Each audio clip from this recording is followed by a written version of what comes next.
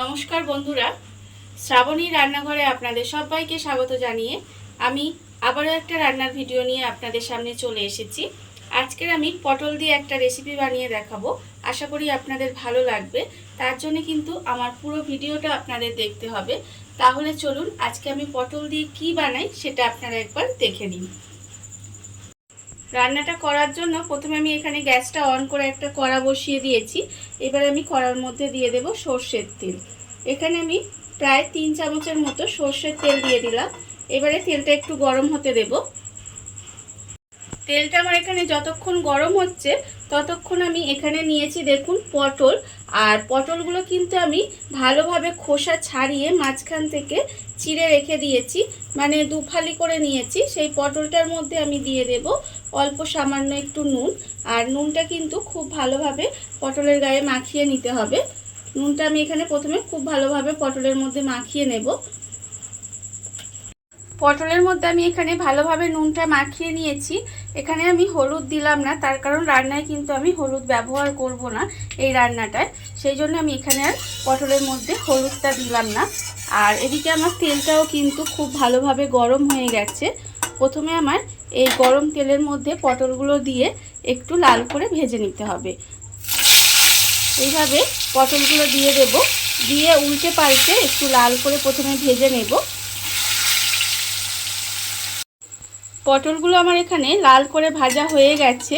এবারে আমি পটলগুলোকে তুলে রেখে দেব।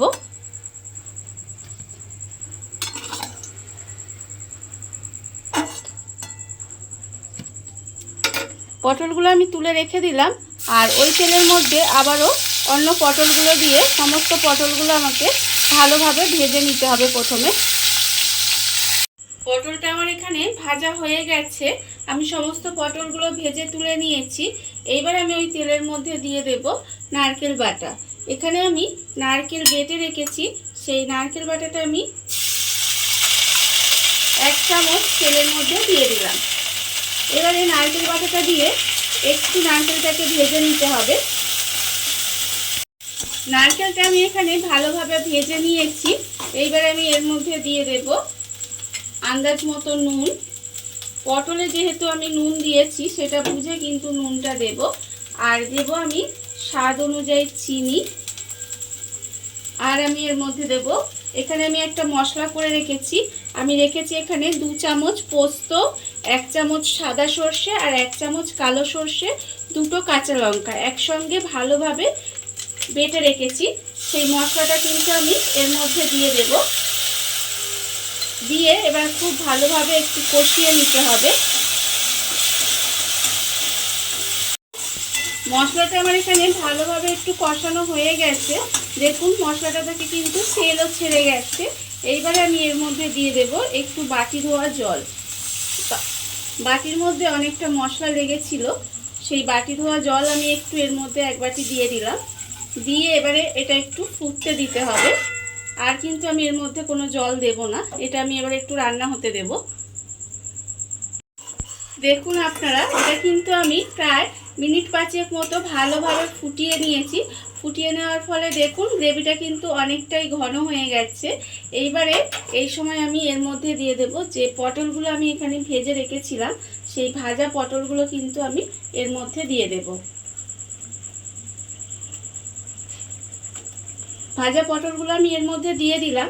দিয়ে এবারে একটু ভালোভাবে মিশিয়ে নেব। মিশিয়ে ঢাকা দিয়ে একটু রান্না হতে দেব। ভাজা পটলগুলো দিয়ে আমি ঢাকা দিয়ে প্রায় মিনিট 2 মতো একটু রান্না হতে দিয়েছিলাম। দেখুন রান্নাটা কিন্তু আমার প্রায় হয়েই এসেছে। এবার আমি নামানোর আগে এর মধ্যে দিয়ে দেব 2টো চেরা কাঁচা লঙ্কা। আর আমি দেব এর মধ্যে 1 চামচ কাঁচা সর্ষের তেল। দিয়ে এবারে গ্যাসটা অফ করে ঢাকা দিয়ে রেখে দিলেই কিন্তু আমার রান্নাটা রেডি হয়ে যাবে। দেখুন বন্ধুরা, বাড়িতে থাকা কত অল্প উপকরণ দিয়ে কত অল্প সময় কত সুন্দর একটা পটলের রেসিপি তৈরি হয়ে গেছে, আপনারা দেখতেই পেলেন। আর এটা কিন্তু খেতে ভীষণ ভালো হয়, আপনারা বাড়িতে একবার হলেও বানিয়ে দেখতে পারেন। বিশেষ করে গরম ভাত দিয়ে খেতে কিন্তু ভীষণ ভালো লাগে। আর এই রেসিপিটা যদি আপনাদের ভালো লেগে থাকে, আপনারা যদি ফেসবুক থেকে দেখে থাকেন পেজটি ফলো করে দেওয়ার অনুরোধ রইল। আর যদি ইউটিউব থেকে দেখে থাকেন চ্যানেলটি সাবস্ক্রাইব করে নেওয়ার অনুরোধ রইল। তাহলে চলুন ভিডিওটা আমি এখানেই শেষ করছি। আপনারা সবাই ভালো থাকবেন, সুস্থ থাকবেন। আবারও হাজির হব নতুন কোনো রান্না নিয়ে।